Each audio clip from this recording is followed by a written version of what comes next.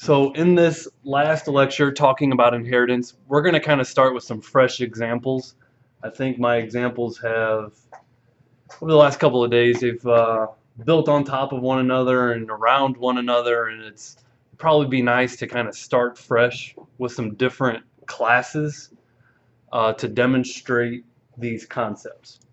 So to demonstrate working with class constructors, first thing we need is a new class, and since we have a new, we're working with new classes here, let's go ahead and add a class, and I'm just going to work with employee. And this is going to be our base class, and let me add a child class, and so we need a child of employee, which might be maybe we have full-time employee and we have part-time employee. So let's just say FT, and I will say full-time, come on caps, full-time employee. And a full-time employee inherits from employee.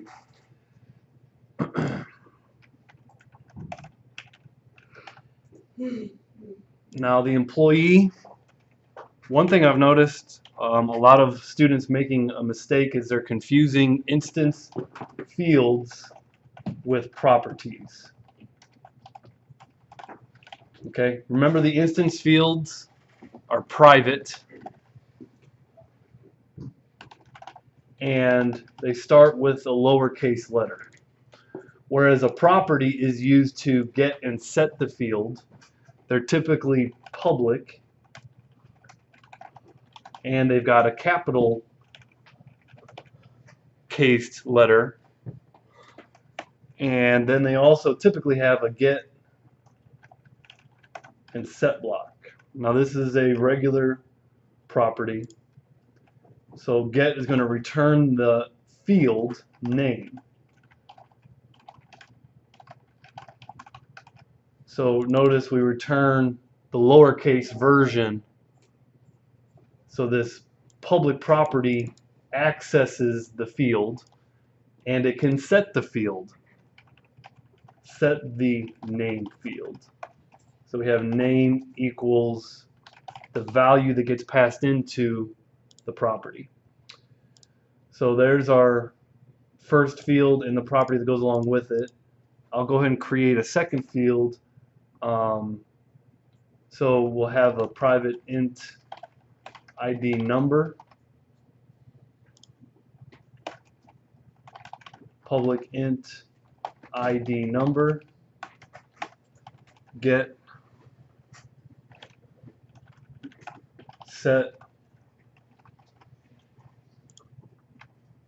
and ID number, return ID number field, and ID number field equals the value that's passed in.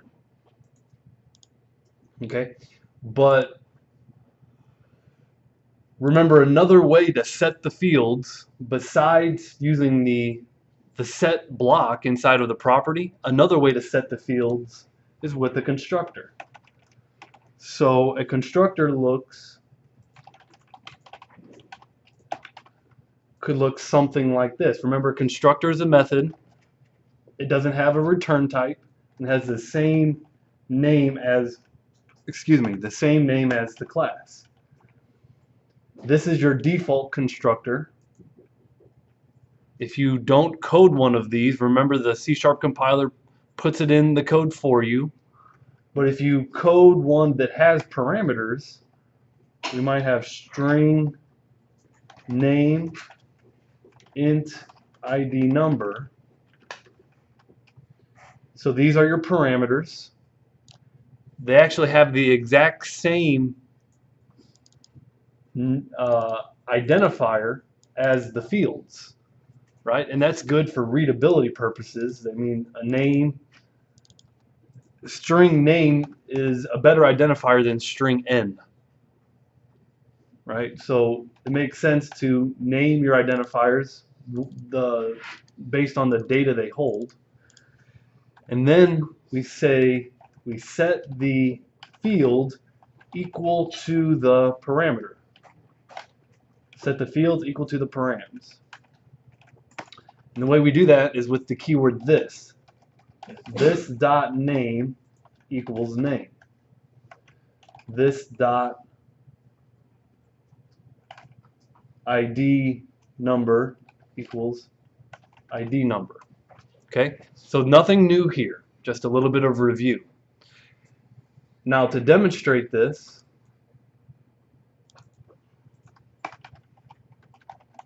employee E1 equals new employee.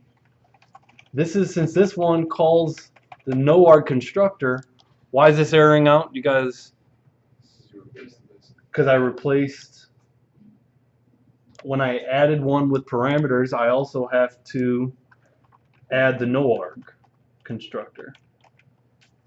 So public employee. So now I've got two constructors, one with parameters, one without. That way I can instantiate an employee with no values. And then to set those values, I would say E1 dot ID number, E1 dot name,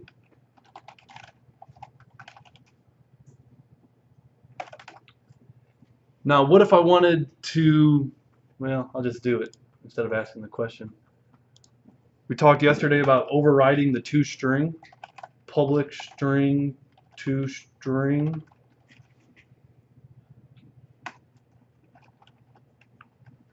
Return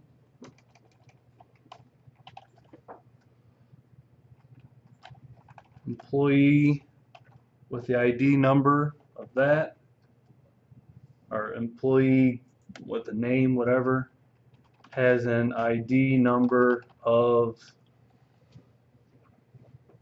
or we'll say employee name has an ID number of 1.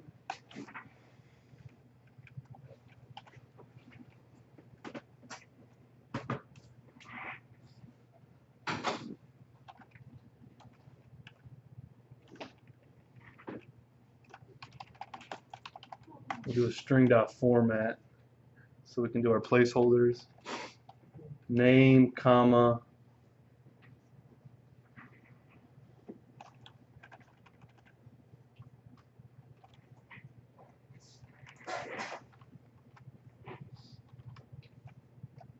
and ID number, semicolon. Okay, so let's see if we can clean this up so you guys can see it. Basically returning a string with placeholders, and this will say Gudmestead has an ID number of the ID number, and we need to use the keyword override to get rid of that little warning. Therefore, we create our object, we set the values, and then we could say E1 dot toString, and it'll print out that employee information. If I debug,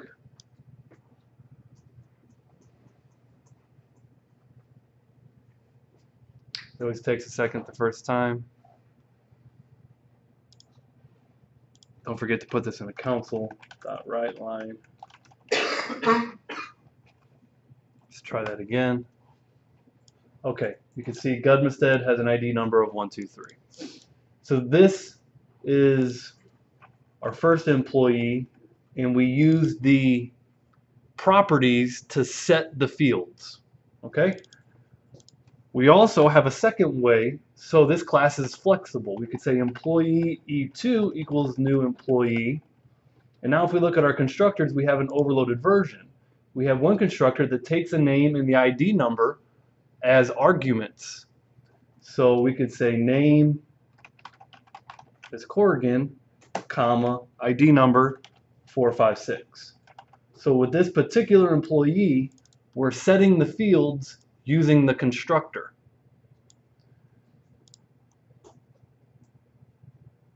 And we could do a console.writeLine e2.toString. Print it out, and you could see Corrigan has an ID number of 456. Why couldn't you do that with the first one? We could. I just wanted to demonstrate it 2 different ways. 2 different ways, essentially doing the same thing. You're putting data into those values. Okay? Now, this has been a little bit of review, and I wanted to do that just so everyone can see how constructors worked. Okay? To this point, how we could work with constructors. Now we've got a... Okay, so getting back into our child class now, because our first objective is to look at working with base class constructors. Well, one thing maybe we talked about, maybe we haven't, but I want to talk about it now. Child classes inherit fields, which we know that by now, but they also can, not they don't have to, they also can declare their own fields that are more unique to those child classes. So a full-time employee might have a piece of information that a regular employee doesn't have, because employee is more generic than full-time employee. So a great example of that would be a salary. We know that a full-time employee has a salary, and a regular employee, you know, they might not have a salary. They might have part-time, hourly type stuff. So let's declare another field. So instance field for full-time employee would be private, just like our other fields, double data type, salary. Okay, just like our parent class, we'd have property for the field, public double salary, get set, return salary, salary equals value.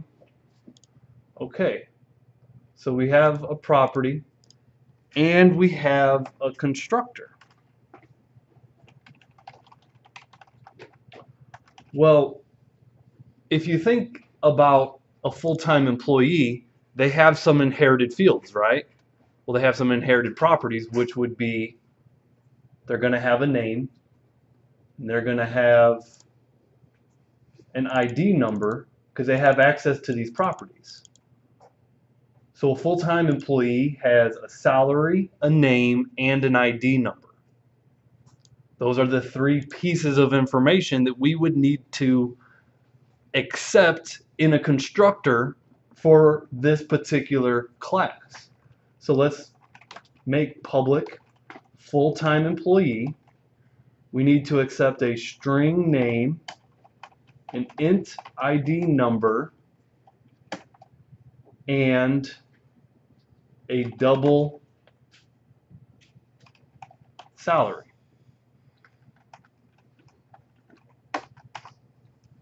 Okay, let me see if I can just zoom. Let's change this just a little bit so you can see it.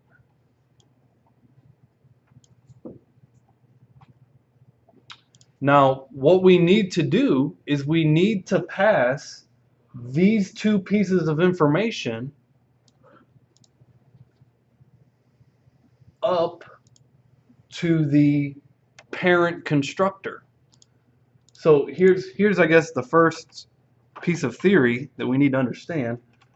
Before a child class constructor will run, the parent constructor will run first. So to pass this information There's a couple ways to do it, I guess, because we have access to the name property. This is being inherited. This is the name property being inherited. You can set the name property equal to the parameter, but that's not, that's working, that's again, that's setting the data through the property, not the constructor. If you're going to set the values through the constructor, not the property, you need to take this name and this ID number and pass it into this constructor. So the way to do that is you put a colon here, use the keyword base, and you see here the base, it recognizes the base as employee, and you see the two different fields that you can pass into, name and then ID number. So literally we're going to take this name, pass it into the base constructor name. We're going to take then the ID number and pass that into the base constructor. So really what you're doing is you have a constructor, you take two pieces of data and you pass it up to the parent constructor. You just pass it right to there. From there, the name will be set and the ID number will be set. Going back here, that just leaves one piece of information, the salary. In which case you can go into your constructor and say this dot salary equals salary. So that's how you set data using constructors when you're dealing with inheritance. So now to demonstrate this, we can say employee E3 equals new employee. Oops, it's not an employee anymore. Full-time employee FT1 equals new full-time employee. And when I started to code that, you could see it takes a name, an ID number, and a salary. Duchinsky, his ID number is 789, and his salary, Mr. Duchinsky makes $2,000 a year. That's rough. But That's our teacher's salary. I'm jealous of him. Okay, now let's set a breakpoint here and just watch how this works. Let's see if we can trace through the code.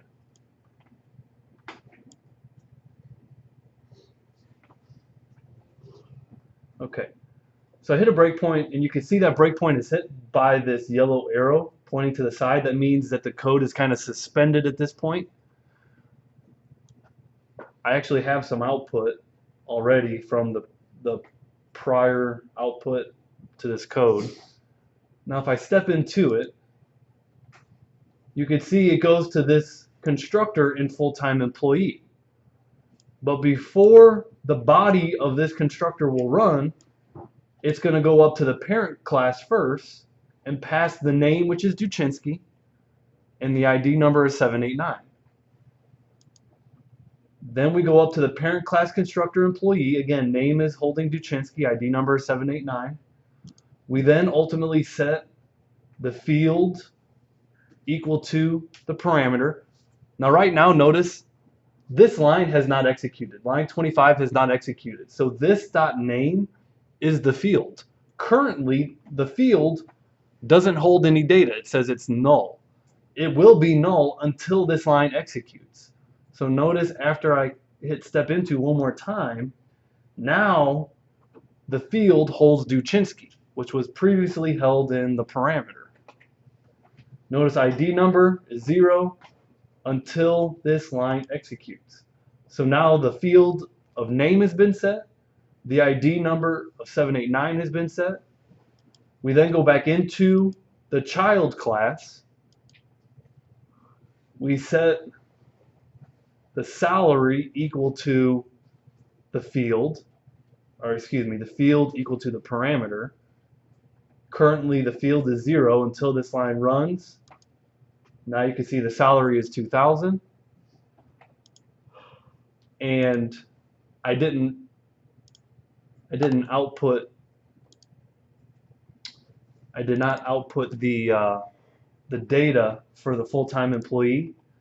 To do that real quick though, and this isn't part of the constructor discussion, but we can go ahead and generate our toString method. Now watch, this is pretty neat too. We could say public string toString. We can return a string dot format. And the first thing we'll do is we'll say base dot toString. And base dot toString, if you remember what the toString from the parent class did, is it returns the name followed by the ID number. So it'll say Gudmestad has an ID number of this. Let's get rid of this. Actually, no. So we'll have a name and an ID number, but we'll also say this employee is a full-time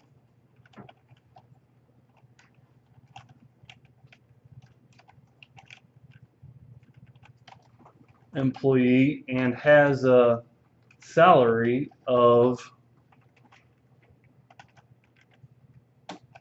you can use our salary field, toString currency to display it.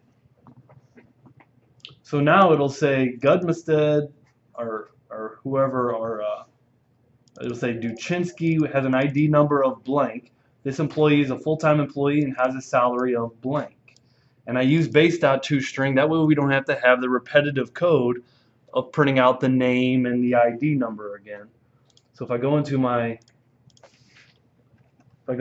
driver here and I say ft1.toString, what's that? Yeah, I got to put in the right line. Thank you. Console right line. I'm going to start this without debugging. You can see Gudmestad has an ID number, Corrigan has an ID number, Duchinsky has an ID number of this. This employee is a full-time employee and has a salary of $2,000. Poor Mr. Duchinsky doesn't know we're talking about him. Okay. So that's working with base class constructors, and I also demonstrated how to call the base method of a toString. The next concept is an abstract class. Sometimes classes can be so generic or abstract that their whole purpose is to be inherited from.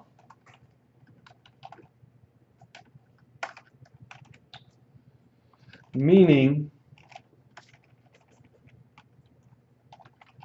it never makes sense to create an object from that class. When that's the case, you'll mark the class as abstract. Okay? So the concept is pretty simple. You mark a class as abstract, you can no longer create objects out of that class. Its entire purpose at that point is to be inherited from. Now in our example, we created employee objects.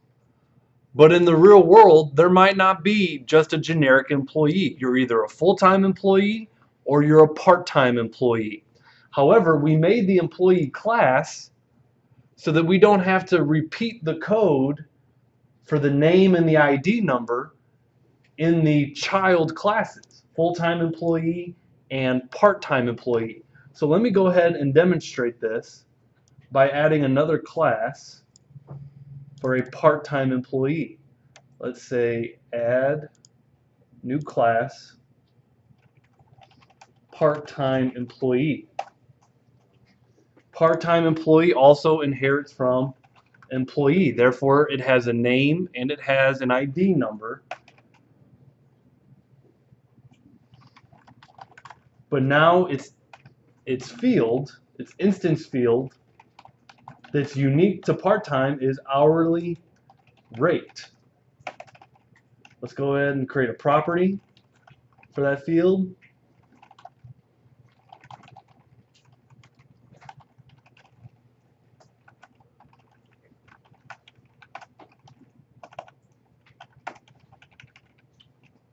Hourly rate equals, whoops.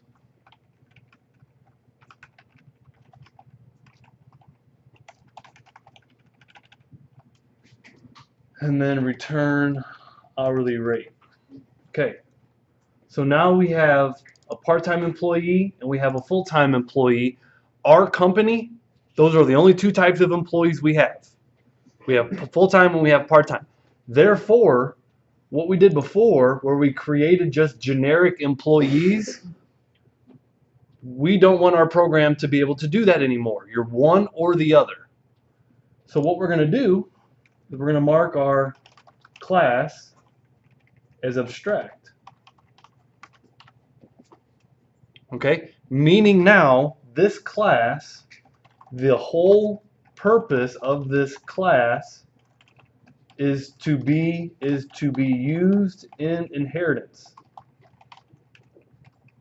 Never, this class will never have an object instantiated from it. Okay, now if I go over here, you could see that. You could see we tried to instantiate a regular employee and it doesn't work anymore because we marked the class as abstract. However, what's the nice part? Well, the nice part is we're reusing our code. We're defining this class as employee and it has a name and an ID number. Therefore, our full-time employees have names and ID numbers, and our part-time employees have names and ID numbers, and we don't have to have repetitive code in two different classes that does the same thing, right? It's all because of inheritance.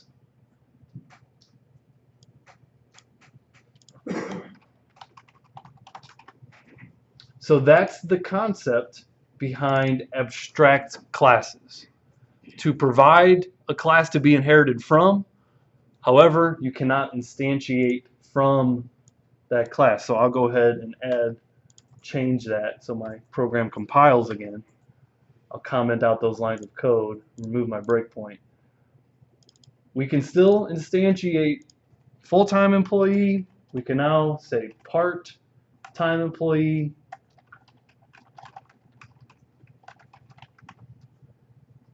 And we can set the fields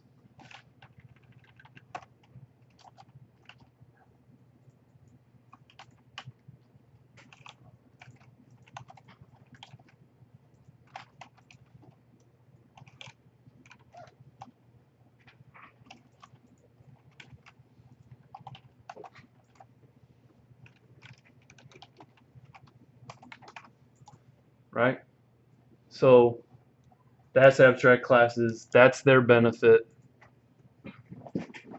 all going back to code reuse.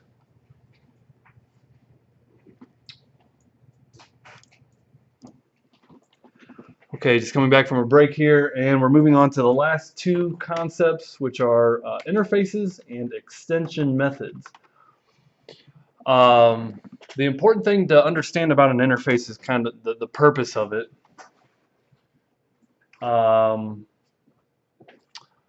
I like to say, and I don't know if this is the book definition or not, but how I think of it is an interface can force a class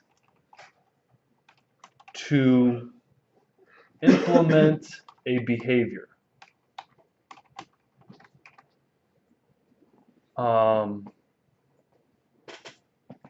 So you guys have already used an interface in a previous chapter which forced you to override the iComparable method. And that's essentially what it does. If you create an interface and then you tell a class to use that interface, you're telling that class that it has to override a method and use that method. It has to have a method. So let's go ahead and create an interface. If I say add a new item, I think there's an interface right there. Even though you'll see, we'll just call this I. Now, so think of, since we're talking about employees and behaviors that we're trying to implement, you know, one behavior could be, just for demonstration purposes, part-time employees, you want to make sure they have the ability to clock in and clock out. That's an example.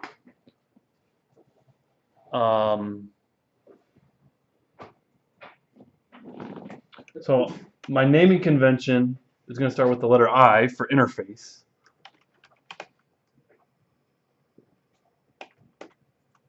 I clock in. And you can see now we have an interface called I clock in.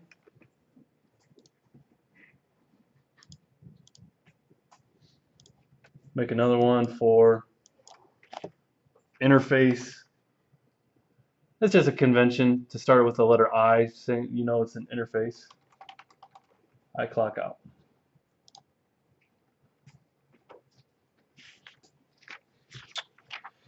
Now, inside of the interface,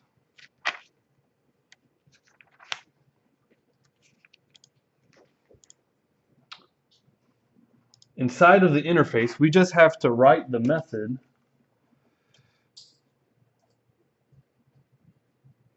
that needs to be overridden in a child class. So void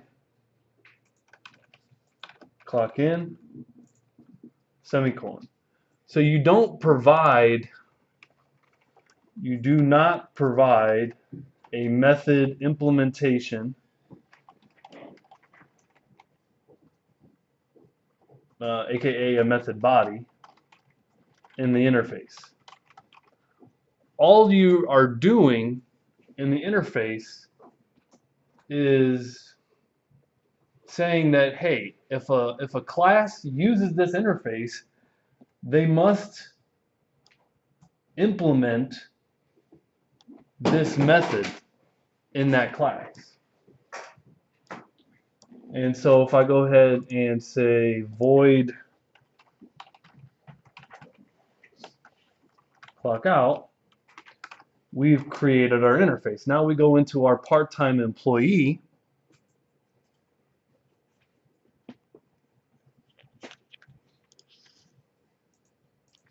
And the syntax is different in different languages. I think you just put a comma, I clock in, comma, I clock out. Matter of fact, I'm just going to start with 1. And you can see right away this isn't working. And it says part-time employee does not implement interface member clock in method. And you can show potential fixes if I press Control dot. And let's go ahead and implement. It even writes the method for you. Notice it has the same method header, void clock in. We're not going to throw an exception. We're just going to say console.writeLine. Thank you for clocking in. And now it's compiling. I could also say comma I clock out. Control dot, implement the interface. There's our method header.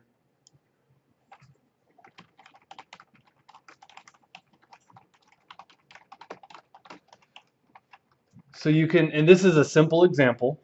It's meant to be simple just to demonstrate creating an interface, implementing that interface, and then when you implement the interface, it forces you to have a behavior. In this case, the behavior is the clock in method.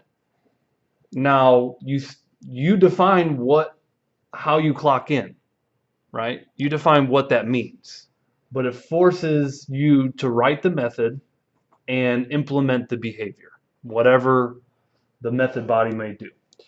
Now, another concept here that's worth noting, in C#,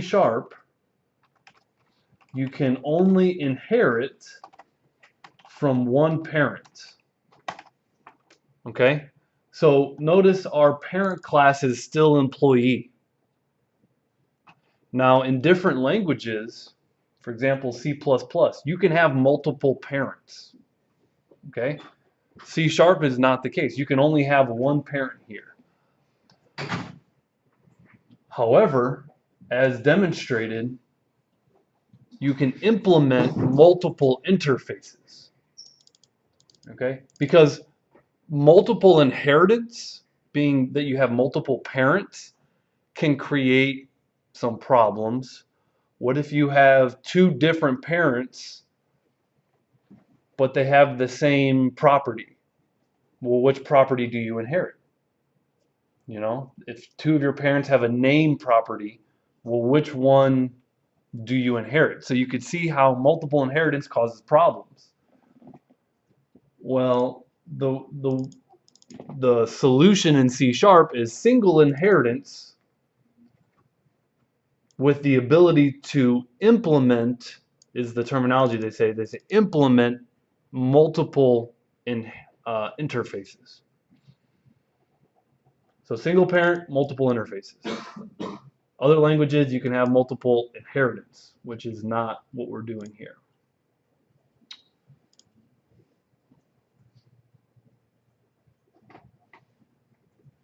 And if I go back into my program, so now we have a part-time employee. His name is Wes. He has an hourly rate. And just to demonstrate that our part-time employee can clock in now, and our part-time employee can clock out. And if we run, it says thank you for clocking in, thank you for clocking out. It's forcing a behavior.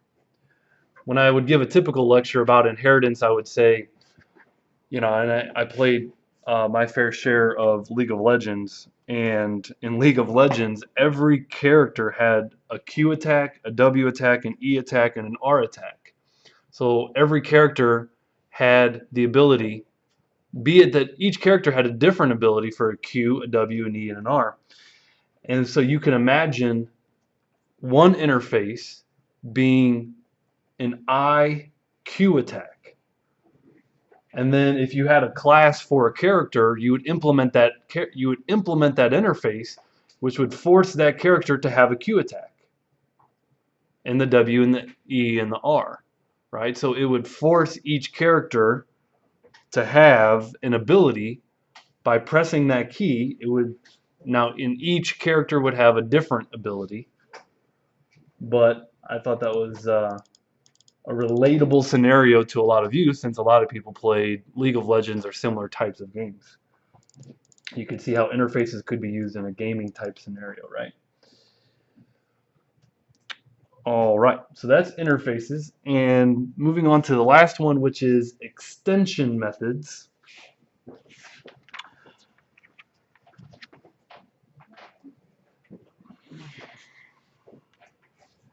Sometimes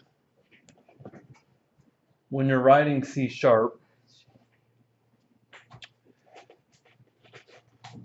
if you want to modify a class, For example, employee. If we want to modify the employee class, we have access to the source code. And you can just come in here and you can change the source code. However, sometimes there are classes that we use that someone else wrote and we don't have access to the source code.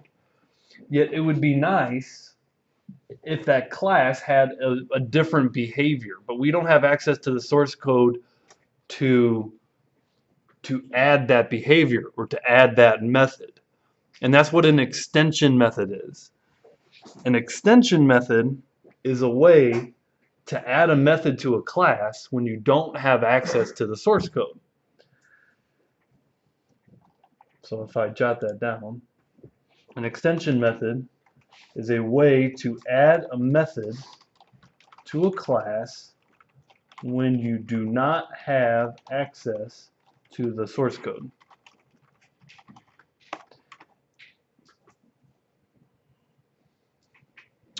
And so a simple example of that, we're inside of main. I'm going to go outside of main here to add my extension method. You know, a good example of it is in the book where, for example, there's an integer class.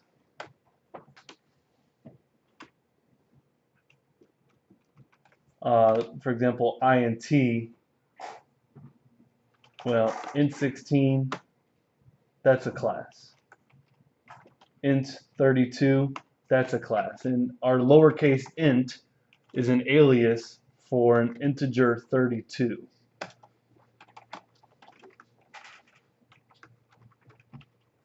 This is another way of declaring an integer, right? And I'm not sure if the book has told you that or not. I think it was way back in like chapter 2. But int num equals new int like that is the same kind of thing as saying int. Like these two things essentially do the same, because this is an alias for a class. That's why we could say things like num2 dot, and if you put this in a method, we could say num2 dot, and we have all of these methods that we learned about yesterday, the equals method and toString method. But point being, we don't have access directly to the integer 32 class. We can't go into int32 and change its source code. Okay? But if we added a extension method, I'm just going to add a simple extension method for whatever purpose, and this is simply for a simple demonstration. We're going to take an integer and add 10. Now,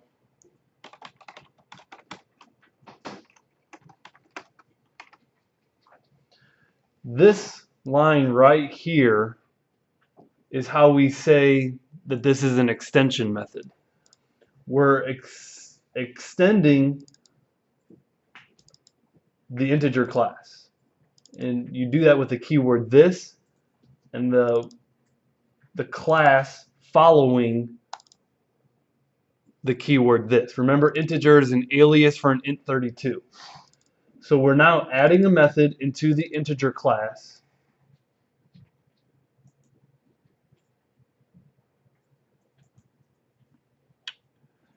And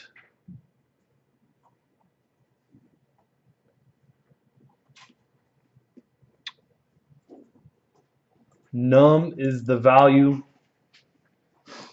So we'll say num, we're going to return num equals num plus 10.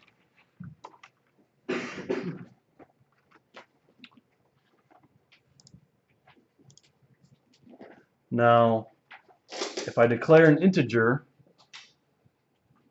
we call it random value equals 1. we can then say random value, which is our integer, dot, and look, we now have our, let's save it here. Give it a second to save. Random value dot, and it's not working. Let me pause the video and find out my mistake. Okay, we found the mistake here, and if you notice in the video, I got this little red error up top, and then if you scroll up here, it says extension method must be defined in a non-generic static class. So this error told you exactly what the error was, in that we need the keyword static. If you're going to have an extension method, that extension method has to be defined inside of a static class. And so you add the keyword static there. Now, the same method we had before, notice that this returns a value. So I could say int another value equals random value dot add 10.